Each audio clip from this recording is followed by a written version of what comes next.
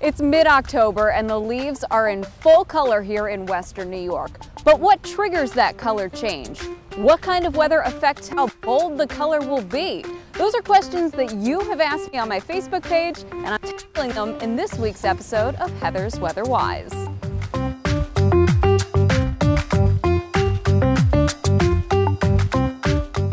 Chlorophyll, carotene, xanthophyll, and anthocyanins. Confused yet? Don't be. Those are the four big chemicals that we need to talk about when it comes to leaves changing color, because they're what give us the greens, yellows, oranges, and reds that we love to look at this time of the year. I'll explain. Let's start with chlorophyll. We see it most prominently in spring and summer because of the longer days. Longer days means more time in the sunlight. That means more time for chlorophyll production. Chlorophyll is not only the chemical that allows the plant to make nutrients through photosynthesis, it's also the chemical that produces green. But as the days get shorter in September and October, leaves start producing less chlorophyll. As the chlorophyll production fades, so does the green hue. This means it's time for the carotene and xanthophyll to shine. Those are the chemicals that produce the yellows and oranges, just like this.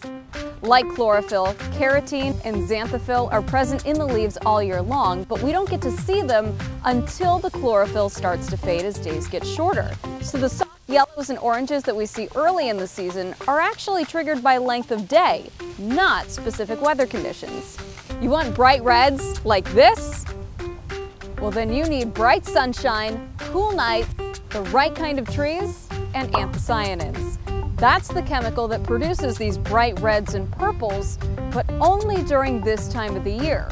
Oak, gum, and maple trees tend to produce the brightest reds. Now that you know about the chemicals that cause the leaf colors, I'll let you in on Mother Nature's little secret recipe for making a truly unforgettable fall foliage season. To start, you need bright early autumn days with lots of sunshine, cool autumn nights that aren't too cold, and you need just the right amount of rain, too.